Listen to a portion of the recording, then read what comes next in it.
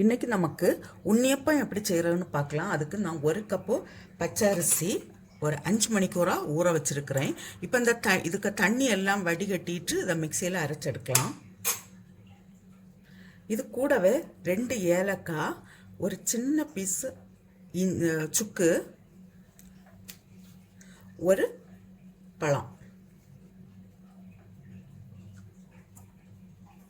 கொஞ்சம் தண்ணி விட்டு தான் அரைக்கலாம். சால்ட்டு கொஞ்சம், ஜீரகம் ஒரு நுள்ளு, கொஞ்சம் தண்ணி. இது கூடவே 1/4 கப் மைதா, இதையும் இப்போ அரைச்செடுக்கிறேன். இப்போ கொஞ்சம் வெல்லம் எடுத்து இதை நமக்கு இப்போ மெல்ட் ஆக்கி எடுக்கலாம்.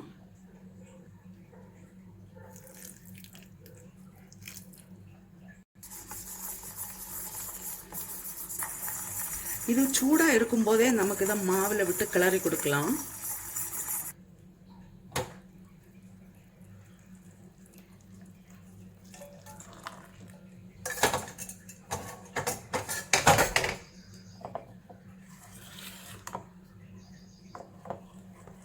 இருநூறு கிராம் அரிசிக்கு 100 கிராம், 100லேருந்து 125 கிராம் வெல்லம் கரெக்டாக இருக்கும்.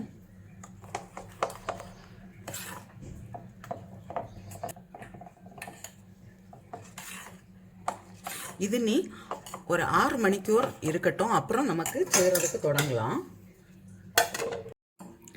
மாவு அரைச்ச 6 மணிக்கூர் ஆகியாச்சு. இப்போது இதில் 1 ஸ்பூன் நான் கீ விடுறேன். 1 ஸ்பூன் போல் எள்ளு, இதை நான் வறுத்தெடுக்கிறேன். இதில்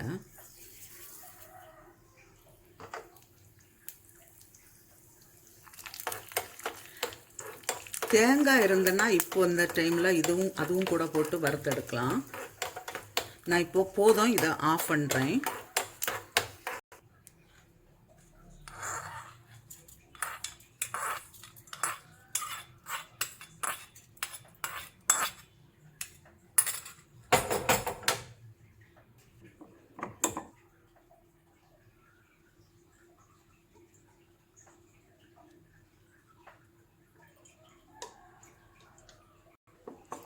இப்போ ஆயில் வந்து நல்லா சூடாகியாச்சு.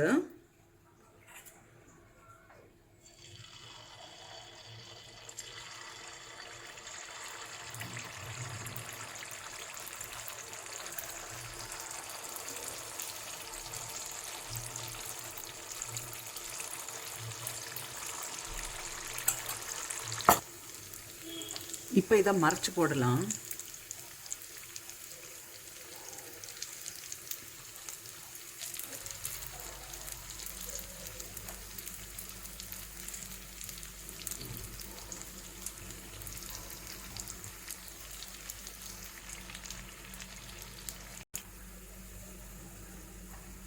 ரெண்டு சைடுமே ப்ரௌன் கலர் வந்த உடனே எடுத்துடலாம்.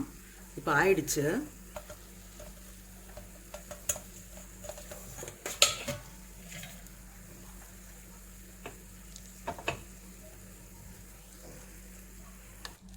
இதே போல் மீதி இருக்கிறதையும் செய்துட்டு பார்க்கலாம்.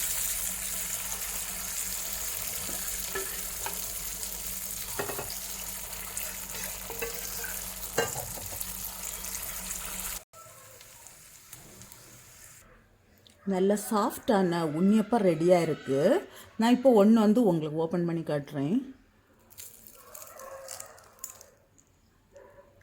நல்ல டேஸ்ட்டாக இருக்குது, நல்ல சாஃப்டாக இருக்குது. நீங்களும் இதே போல் செய்து பாருங்கள். இது வந்து நம்ம சோடா பொடி ஒன்றும் போட வேண்டாம். 6 மணிக்கூர்லேருந்து 7 மணிக்கூர் வரை நம்ம கொஞ்சம் மாவு அரைச்சிட்டு வச்சோன்னா சோடா பொடி தேவையில்லை.